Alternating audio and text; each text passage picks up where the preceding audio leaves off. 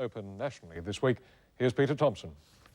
Dust Off the Wings and LA Confidential are from opposite ends of the filmmaking spectrum in many ways. But it's interesting to compare and contrast them.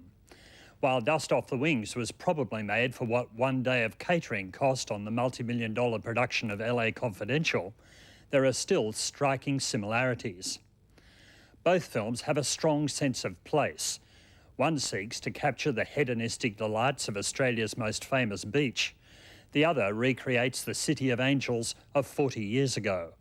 And each lifts the lid on what really goes on beneath the surface. Same old scene. You know what I mean.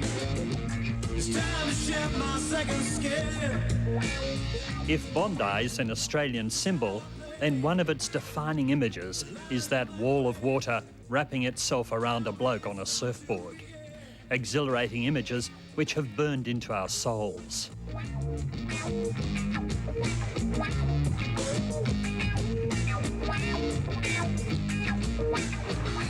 But Dust Off the Wings concerns itself more with what happens on dry land.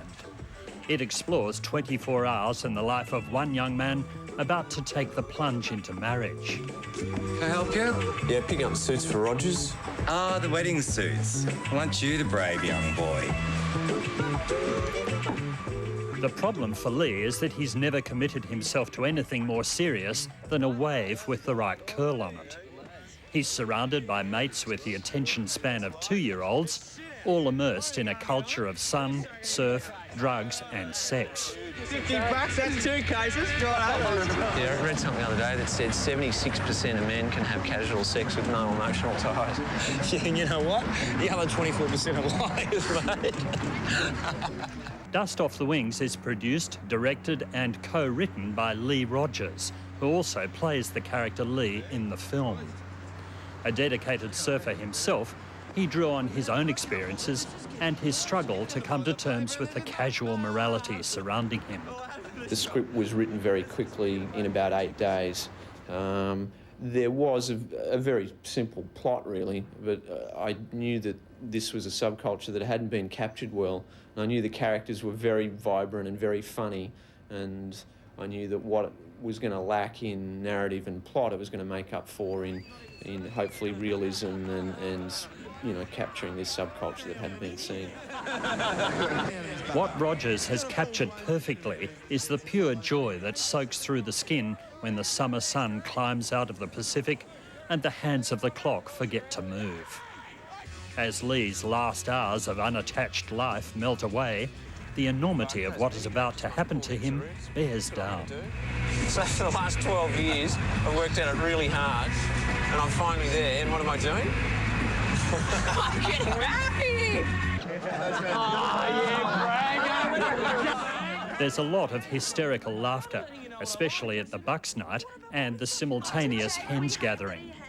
But there's nothing quite as daunting as an Aussie male with a skinful, especially when he's topped it up with a few extra chemicals.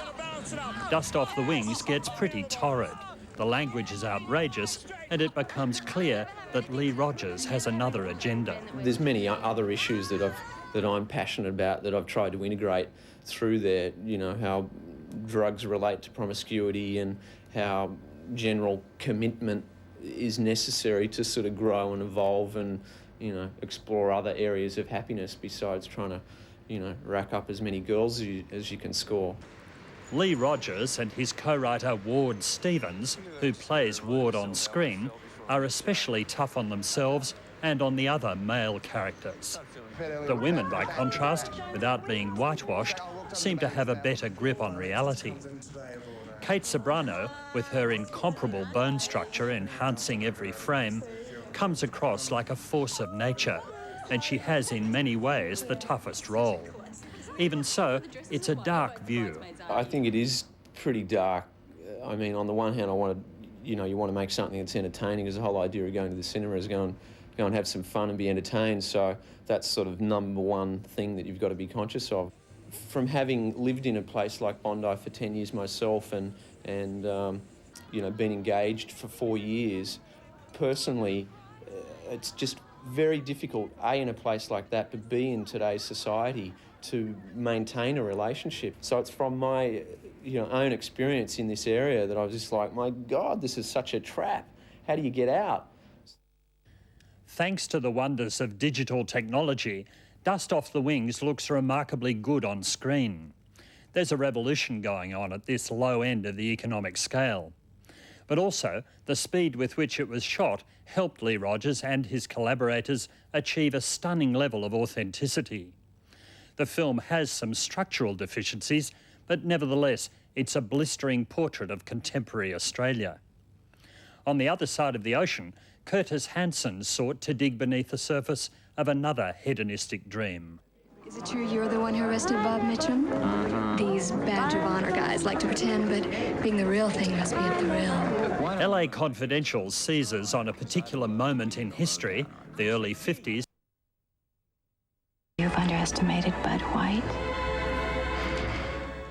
Dust Off the Wings and LA Confidential are obviously a million miles apart in terms of production values and commercial pulling power.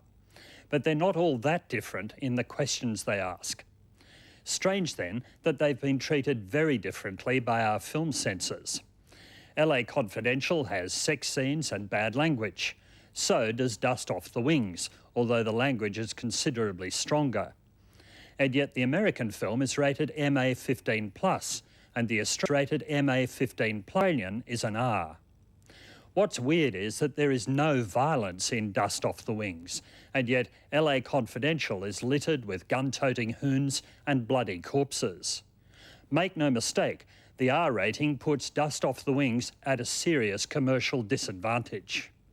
I can't think of a clearer example of the absurdity of our current censorship regime.